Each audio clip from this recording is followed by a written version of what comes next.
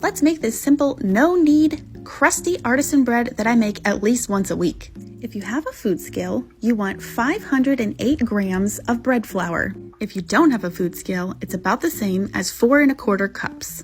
Then you want 2 1/4 teaspoons of dry active yeast. Now add 2 1/2 teaspoons of salt.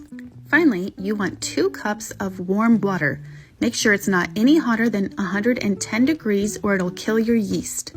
Now it's time to mix up our ingredients. This will be the only time we stir or knead the dough, so give it a really good stir. It's going to look very chunky and not very pretty, but that's okay. That's exactly how you want it to look. Now we cover the dough and let it rise between 2 to 3 hours.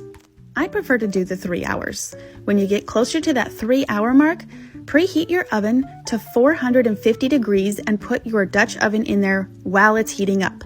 If you don't have a Dutch oven, that's perfectly fine. I've done this multiple times with a cast iron skillet. Next, flour your surface and turn out your dough. Flour the top of your dough and flatten it out into a square shape. Then fold in the sides and roll it up. Put your ball of dough on a piece of parchment paper and cover it up until your oven is preheated. Now score your bread with a sharp knife.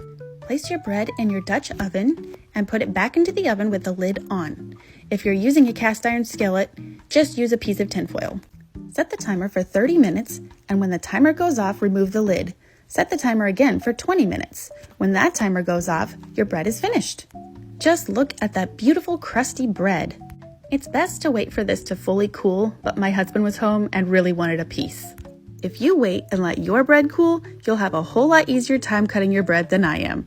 This is the #1 hit with both of my boys as well. And because we use bread flour, there's about 4 or 5 grams of protein per slice. Hit follow and come back tomorrow for another recipe.